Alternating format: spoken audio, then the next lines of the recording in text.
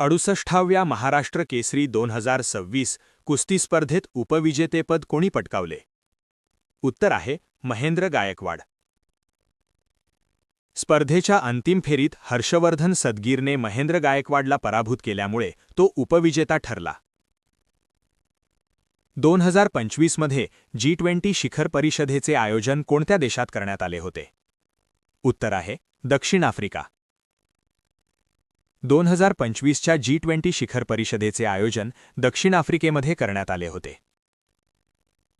भारलनछद्र नेमाडे यांना 2025चा कोणता मानाचा पुरस्कार जाहीर झाला आहे?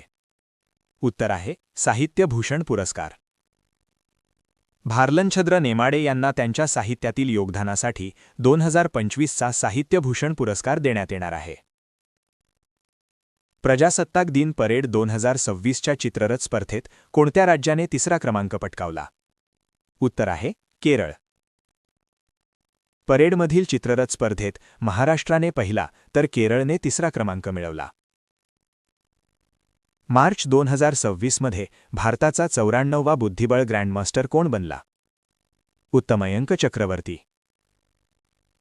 मयंक चक्रवर्तीने मार्च 2026 मध्ये भारताचा 94वा बुद्धिबळ ग्रँडमास्टर होण्याचा मान मिळवला. महाराष्ट्र राज्य सरकारने संमत केलेल्या धर्म स्वातंत्र्य विधेयक 2026 मध्ये सक्तीच्या धर्मांतरासाठी किती वर्षांच्या शिक्षेची तरतूद आहे? उत्तर आहे 10 वर्षे. महाराष्ट्र धर्म स्वातंत्र्य विधेयक 2026 नुसार सक्तीच्या धर्मांतरासाठी 10 वर्षांपर्यंतच्या कारावासाची तरतूद करण्यात आली आहे. ICC T20 विश्वचषक 2026च्या अंतिम सामन्यात उपविजेता ठरलेला देश कोणता? उत्तर आहे न्यूझीलंड. भारताने न्यूझीलंडचा पराभव केल्यामुळे न्यूझीलंड उपविजेता संघ ठरला. महाराष्ट्राचे आर्थिक वर्ष 2026-27चे बजेट विधानसभेत कोणी मांडले? उत्तर आहे देवेंद्र फडणवीस. देवेंद्र फडणवीस यांनी 2026-27 या आर्थिक वर्षाचा राज्याचा अर्थसंकल्प सादर केला.